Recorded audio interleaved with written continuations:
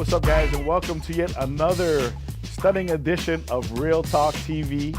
As always, I'm your host, the Black Hawaiian, aka Lionel Wright, and this edition of Real Talk TV is a little bit different. So I dressed up. I wore a nicer shirt for this one. We're calling this the I guess political edition of Real Talk TV. And the reason why is because I got a great guest, and I know I'm always saying that about my guests, but this guy here, I've known him for a while. He's been in my community. You all probably know him out there, but you may have not known his background. This guy actually has some boxing and martial arts in his background. And so, guys, please help me welcome Rod Tam. Oh, aloha. Thank you very much for inviting me, Lionel. All right. Appreciate the opportunity. Well, thank you very much for coming down and hanging out with us. I know you're a very busy man. And, people may not know this about you. Like, they know that you have been a public figure. You know, you've been in city council and you've served in the Senate and some other offices, which we'll talk about in a little bit. But they may not know that you also have a background, or you've had a background in martial arts. Yes, I started off in boxing. Wow. In 4th grade, and I remember the gym, the training center was at the state capitol. Wow. Before it was built. Okay, so we'll get to that in a bit. Okay, so as always, the way we like to start off the show is we like to ask the hard questions. Sure. So the first question is, what is your legal name? My legal name is Rodney Hong Chiang Gregory Tam. Hong Chiang is a Chinese name. Gregory is my baptized name. Wow. Yeah.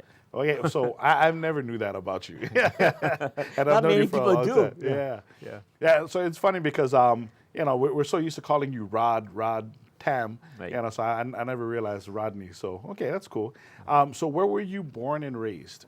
I'm 4th generation here in Hawaii of Chinese ancestry, raised in the Liha community, and so grew up all my life in the area of Liliha, Nuanu, and currently live in Pa'o Valley.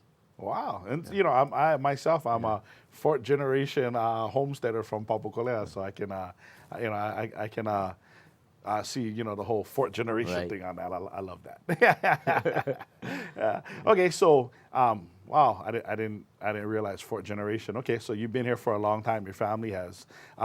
What elementary did you attend? Well, I went to my elementary school. Okay. It was a great school then, and I can remember some teachers there, quite frankly. Yeah. Really? Yeah, Mrs. Leong, and she was my 2nd grade teacher.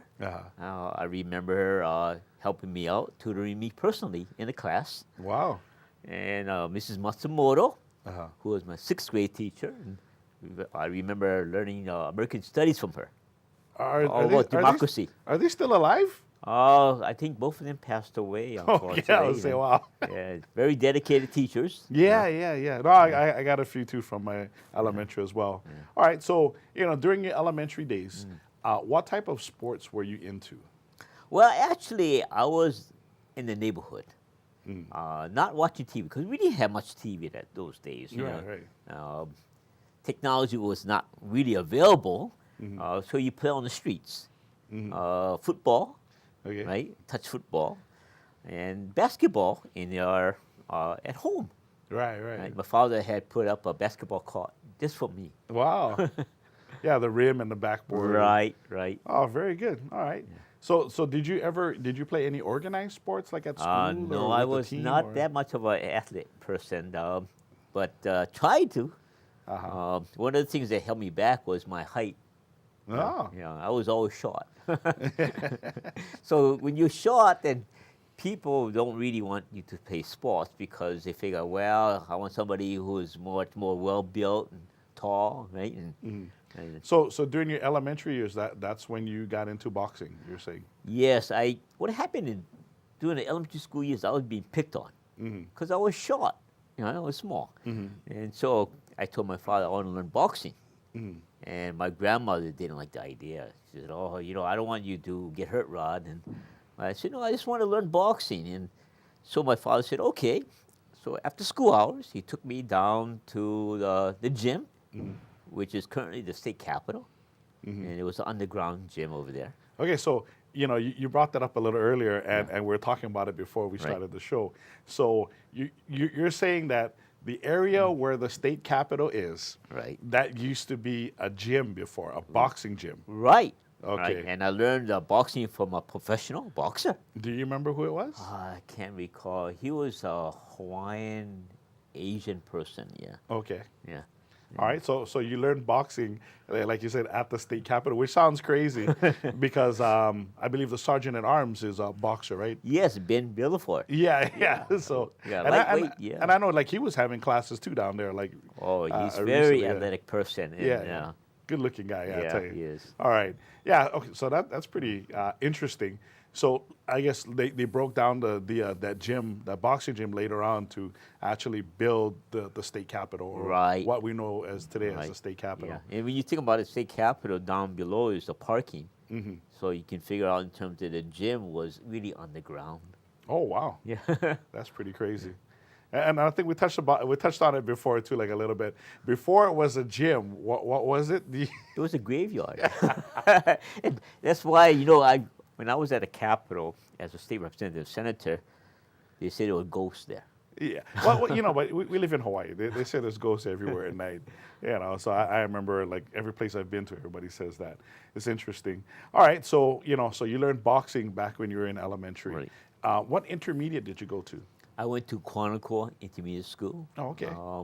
It was those days was from 7th, 8th, and 9th. Yeah. And Yeah, I think my year was the last year that we had ninth graders in intermediate or middle school. oh, After that, then they put the ninth grade into the high school. right. so- Now they have 6th grade, 7th grade, and 8th grade at Yeah. so-called intermediate school or middle school. Yeah. Right. So now, in intermediate, what type of sports were you into at that time? Well, I remember just participating more into physical education classes and so forth, and not really into sports. Ironically, I was more like a studious type of person. I didn't go out much at all. Okay, that's Yeah. understandable. Now, it was draining to my mind from my parents. Education was very important. Study hard, right? And, Yeah. right, and make something out of yourself. See, my father only graduated from high school, and he had dreams for my brother, sister, and myself to go to college, right? And be much more than him. And my father at the time worked 5 jobs at one time. Oh yeah. Yeah. So Yeah. he didn't want that to his kids to experience that. Oh yeah. Oh no, my family as well. Yeah. I mean, they always want the next generation Right. to succeed them and do better. Yeah. No, definitely. So in high school, what high school did you go to? I went to Roosevelt High School. Roosevelt. Yeah. All right. Myself as well. Yeah. I remember this one coach, Tricky Vasconcelos. Okay. Yeah, he was a football coach and back in the 60s around there. And that's when Roosevelt High School was the #1 football team. Oh wow. And I had him as a coach. Oh boy, I tell you, sometimes he was scary. He would yell and so forth, but he had a soft heart inside. Oh yeah, they all do. Yeah. Okay, so during your high school year, so you played football. No, I didn't. No I only would football? Okay. participated in the course of physical education. Oh, physical, okay. Right? So, but you started taking martial arts at around that time. Yes, about 11th, 12th grade. I took Kung Fu. Kung Fu. Yeah. So where did you go to take Well, that? I took Kung Fu at this club called Chinese Physical Culture Association, otherwise known in Chinese as Jing Wu. Oh. Okay, and it was in an old garage on Smith Street. Oh boy. Smith and let me see, Smith and Nimitz. Okay. Yeah, no longer there, of course. right? Yeah. Yeah, and when you go into the garage, you say, "Wow, is this garage going to fall down on us or what?" So it was based on Tuesdays and Fridays. Oh wow. For So about what 2 hours. what type of kung fu was that again? There was no special in terms of form. They had their own specialty in terms of the club itself. But So this is what I like about we talked about earlier is that when you took martial arts, your instructor taught you that martial arts is not only about the body, but it's about training the mind as well. Oh, number one is the mind, the mentalness of the person. Your strength comes from your mind, not from your body. And today the physical and the self-defenses think about the strength of it. The physical strength. Yeah, right? the physical strength, but it's actually the mind that So- overpowers. So here's something real interesting, and this is why I thought you'd be great for this show, because I knew a little bit about that from you. Is that a lot of the MMA fighters today that are fighting in the UFC, they're great physical athletes. Right. But then you got fighters like Ronda Rousey that have been defeated, and once they get defeated, the mind is weak, and so physically they cannot compete anymore. People like Anderson Silva, he was top. He was a pound for pound great, in mixed martial arts, and then all of a sudden he lost, and then he lost again, Right. and he's never been that same guy. And it's funny because martial arts, everybody thinks of training the body, but they always forget about the mind. And if the mind is weak, the body cannot do. Right. So Right. it's funny and interesting that in all of these years of martial arts training, we've lost focus of that. And so I thought that would be real interesting for you to bring that up about kung fu and how it's not only a training of the body, but it's a training of the It's mind. the as mental well. endurance. Yes, That's yes. what it is, Yeah. basically. And if your mind wanders, basically, you're not strong. Yeah, no, and that's very relevant to today. Like today, I see that a lot in competition, mixed martial arts, where people forget that. Yeah, so that's very interesting.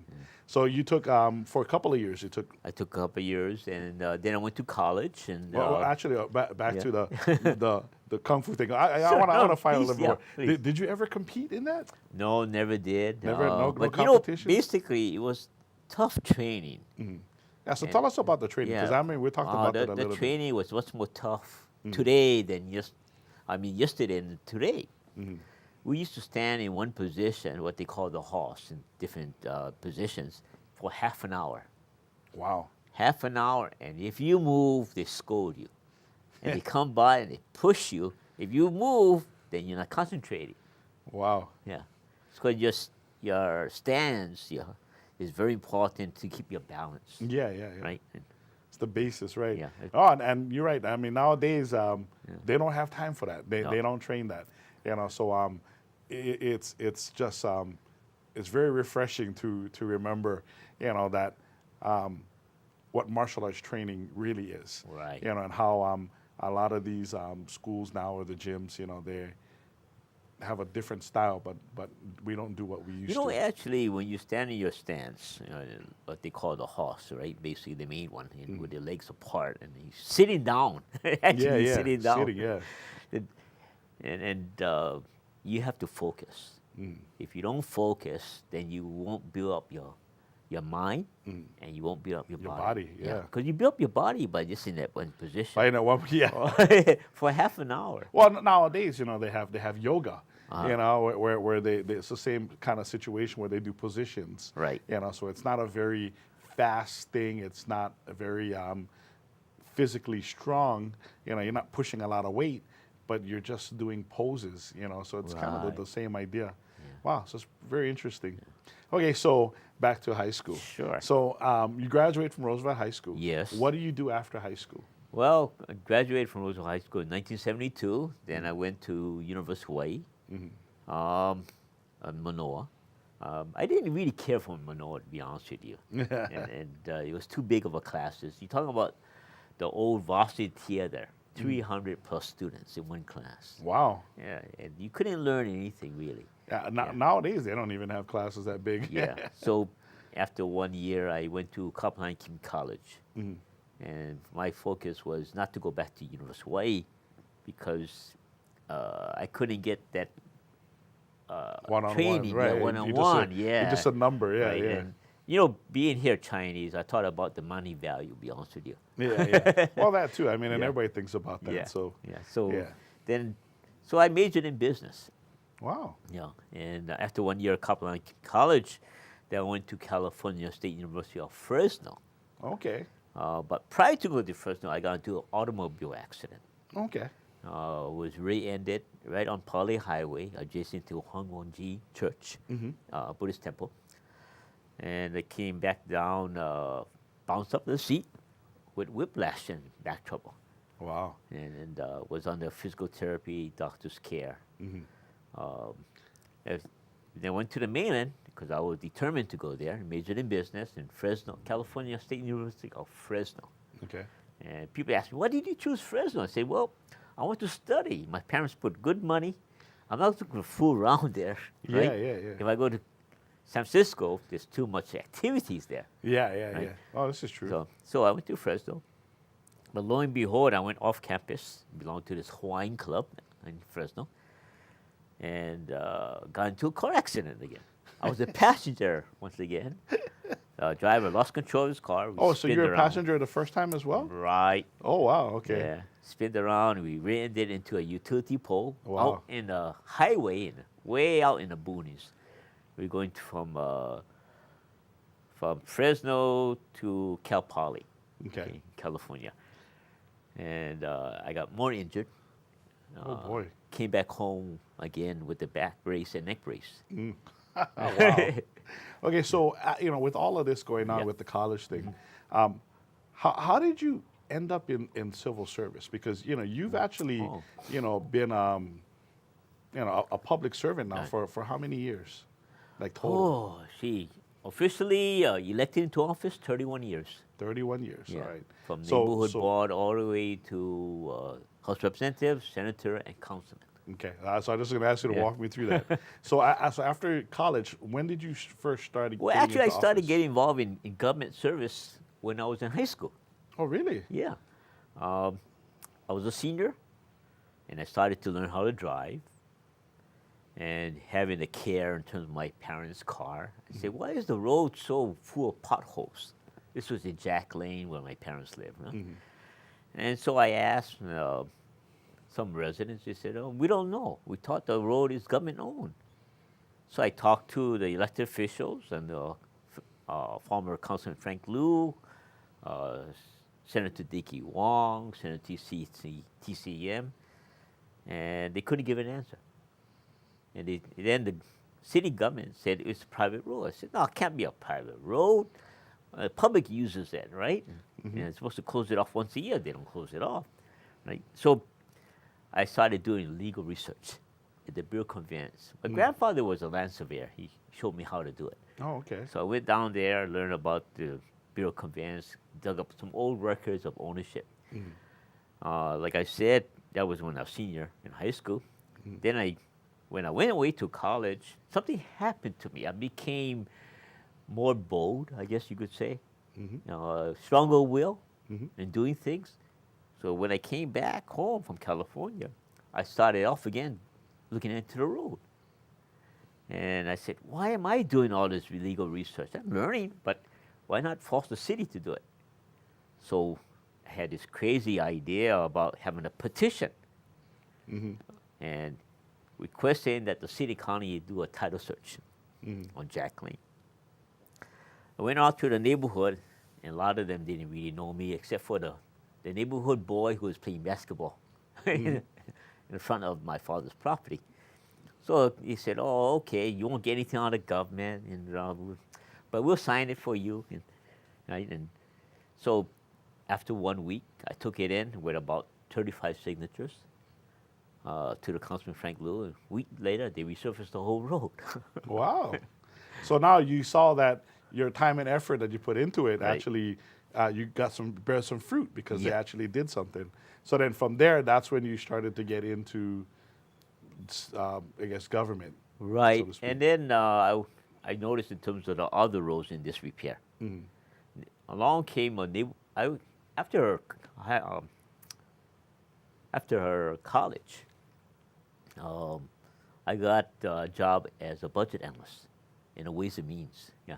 So that was really wonderful, and I learned about in terms of a budget. And aside from that, when I was going to college, I was a budget clerk on campus at University of Hawaii. I graduated from University of Hawaii Mm-hmm. with a college degree in business. Yeah. Mainly in negotiation, collective bargaining. Oh. Yeah, but I got hired as a budget analyst under Dickie Wong, Mm-hmm. the former senator. Okay. Um, So what was the first office that you ran for? I ran for neighborhood board, Okay. and my purpose for neighborhood board was to get the roads resurfaced Yeah, in yeah. the area, and then I wasn't going to get into politics, government services because there's no money in it. I majored in business, right? Right, right. Right, and my father is a businessman, but I got more into it.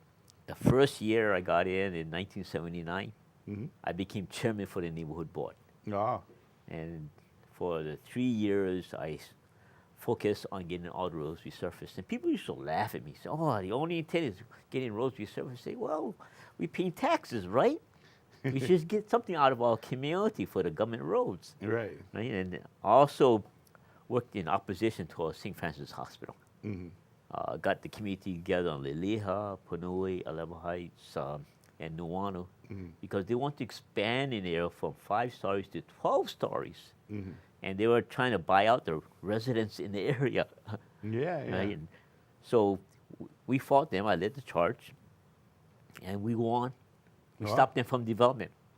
And the funny part of it is that people say, "Well, Rod, if we have to rush you to the doctor, do you want to go to St. Francis Hospital since you live around here?" I said, "No, don't do that." I said, "I won't come out alive."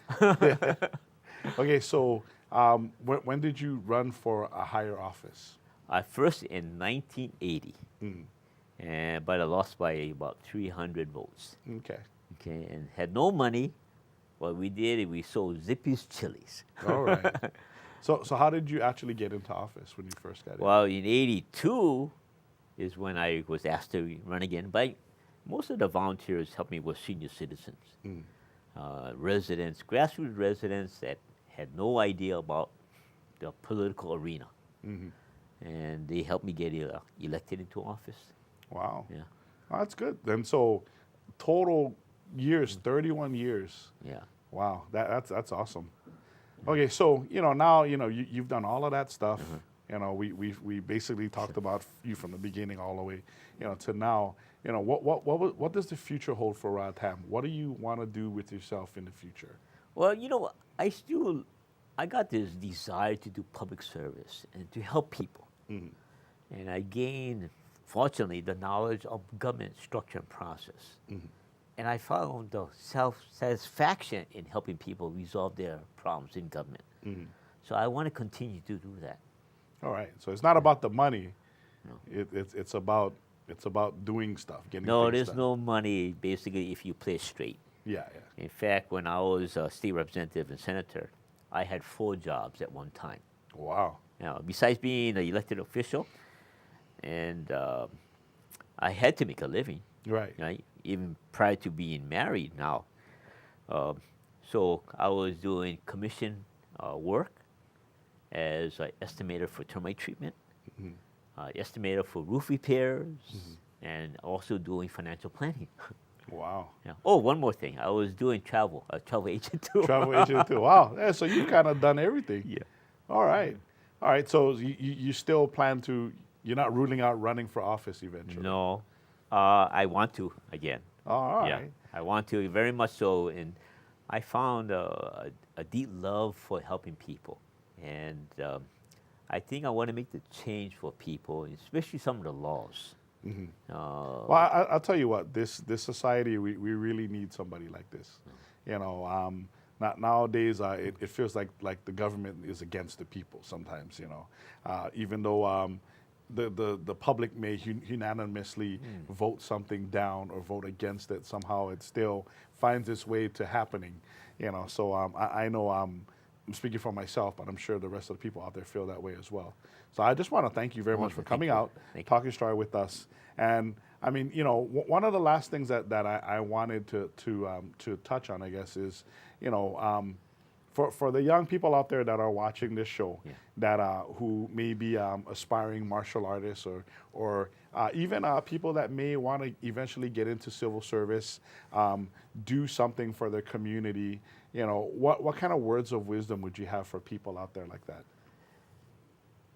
basically what it is determine what you want to do, what you want to do in life. Okay, one is one that we stressed earlier is the mental strength that you develop within yourself.